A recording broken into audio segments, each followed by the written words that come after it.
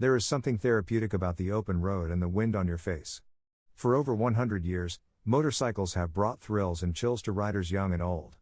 But, how many riders were discouraged because their first bike wasn't the right one for them, or how many would-be riders didn't get the chance to experience the joy of riding because they struggled with motorcycle basics?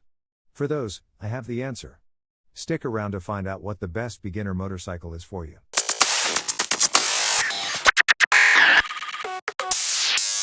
Before we jump into what is the best beginner motorcycle, let's talk about some of the basics.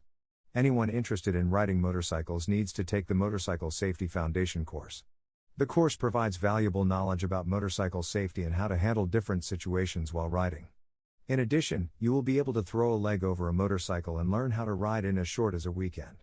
Regardless of the type of motorcycle you are looking to ride, you will need a motorcycle endorsement, and the MSF course is a good first step to getting your endorsement. Check out the description below for a link to finding the MSF course closest to you. In addition to the MSF course, one of the most important investments you'll make will be on motorcycle safety gear. It's not uncommon to spend several hundred to $1,000 on a helmet, jacket, gloves, boots, and other motorcycle gear. We will talk more about beginning motorcycle gear in another video. Now, let's get to why you're watching this. You're interested in buying your first motorcycle, but you're worried that it might be too much for you. You might have struggled learning clutch and throttle control in the motorcycle safety course, or just couldn't figure out how to shift gears. These are fundamental skills that you have to master if you want to ride a typical motorcycle, but all hope is not lost if these skills remain out of reach for you. Why? Because it's electric. Electric motorcycles have been around for a long time.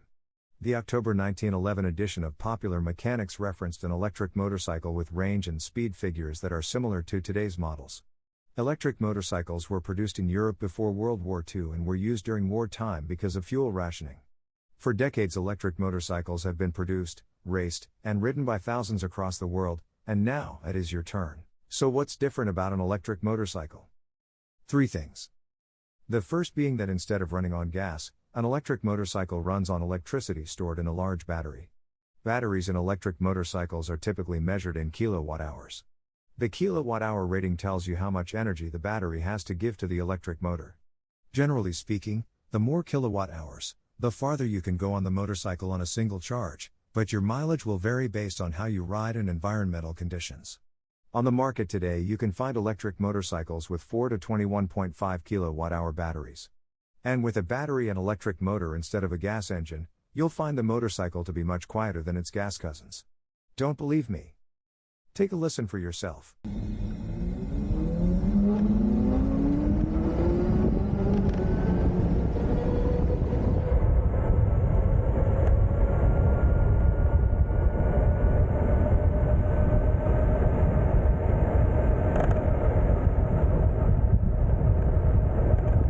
The second major difference with an electric motorcycle is the absence of a clutch and gear shifter. Why? Well, electric motorcycles don't need a low gear and high torque to get the motorcycle moving. Electric motors have a flatter torque curve and don't need a gearbox to prevent the motor from stalling out at lower speeds. So what does that mean to you? Well, you don't have to worry about shifting or changing gears on an electric motorcycle. With some exceptions I know of, electric motorcycles don't have a gear shifter. This makes it easier for you to ride and can focus on other aspects of riding a motorcycle. What's the other difference with an electric motorcycle? Price. Electric motorcycles are generally more expensive than their gas cousins. A new electric motorcycle can be anywhere from $5,000 to $15,000 more than a comparable gas engine motorcycle. Is that price difference worth it? Does an electric motorcycle really cost more? Stay tuned to the end to find out, and don't forget to hit the like and subscribe buttons if you find this video helpful. Your feedback will help to determine what future videos I produce. Now you know the major differences, let's talk about the riding experience. Riding an electric motorcycle is easier in the sense that you don't have to worry about a clutch or shifting gears, but the torque on an electric motorcycle can get you sideways really fast. Many electric motorcycle manufacturers have different riding modes programmed into their motorcycles that allow you to start safely and learn how to control the motorcycle before you let the instant torque rip. For example, this Zero SRF motorcycle has several riding modes that control the torque and regenerative braking. I recommend starting with Eco mode or the equivalent on your electric motorcycle until you have mastered control of the throttle and are able to handle higher torque. The other different riding experience on an electric motorcycle can be the regenerative braking that occurs when you let go of the throttle or use the front or rear brakes. With a typical gas bike, you can coast when you release the throttle. On an electric motorcycle, releasing the throttle can trigger regenerative braking and be equivalent to using the brakes. I have noticed that for commuting within the city I don't have to use my brakes at all and I am able to slow down my electric motorcycle by controlling the throttle.